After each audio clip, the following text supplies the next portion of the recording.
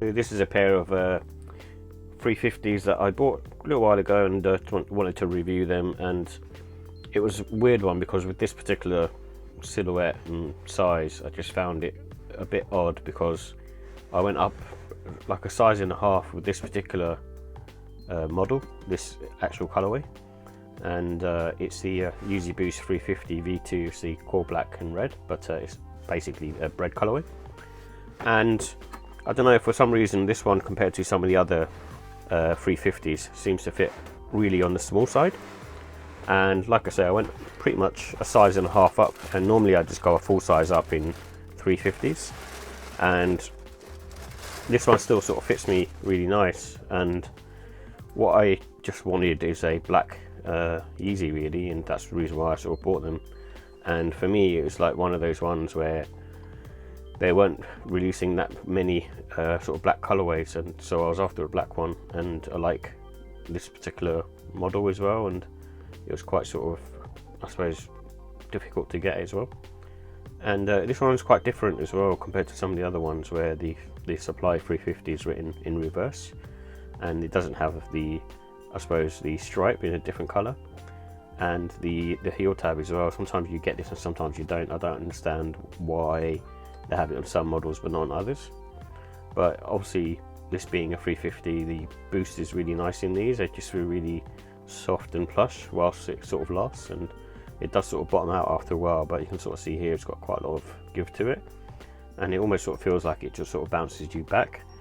And it's kind of like a feeling of how a Air Max felt like back in the day, you know, when you first put on a pair of Air Max trainers and you kind of notice a difference between like a standard pair of shoes and a pair of Air Maxes. This is kind of a similar thing really, and the boost in this is really nice. And I also like the upper materials as well, because they're nice and soft. My only issue is obviously, for most people I imagine, and same for myself, is when your toe sort of hits here, it feels like you're hitting the edge of the trainer, but you're not. It's just basically at the top here that you have that, and then because it's got some sort of structure to it as well inside. But overall, it's like I say, just a clean colorway, simple, easy to wear and easy to rock.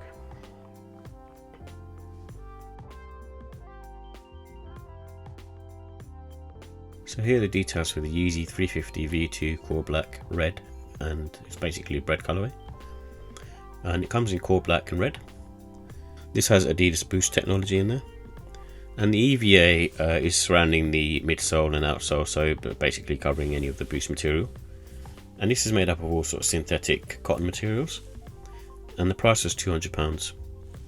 So with the comfort and sizing, these are on the sort of soft to medium side in my opinion. They feel like really nice on foot and really sort of bouncy and squishy.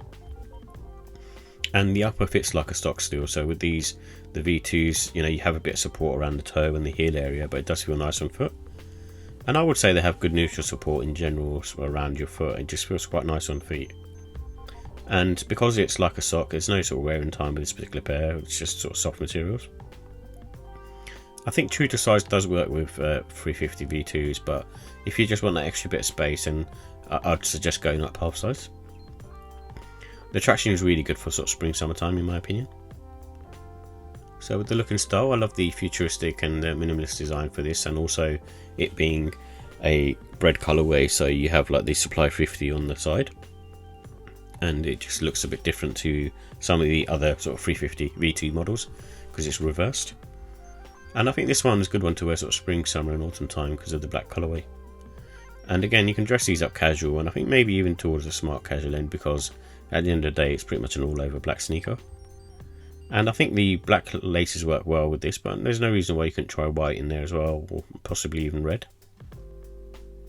So with the final thoughts, I like the fact that it fits like a sock, and V2s have a little bit of support around the heel and the forefoot area like I say, but overall still got that sock-like feeling.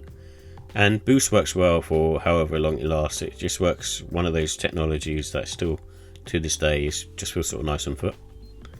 The cons, I think nowadays the 350 V2, the price is too high. I think Adidas needed to sort of lower them in price for them to be sort of still sort of valuable to the, you know, to the consumer, and basically feel like you get your money's worth.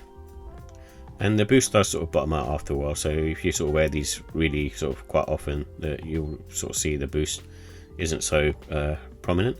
and I think if you leave the pairs sitting around for a while, for a few days, that boost then sort of reinvigorates itself and just the foam decides to sort of expand.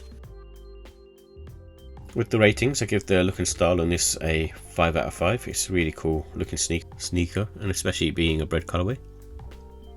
And the comfort, much like any other 350v2, is still a 5 for me. It's still really nice on foot.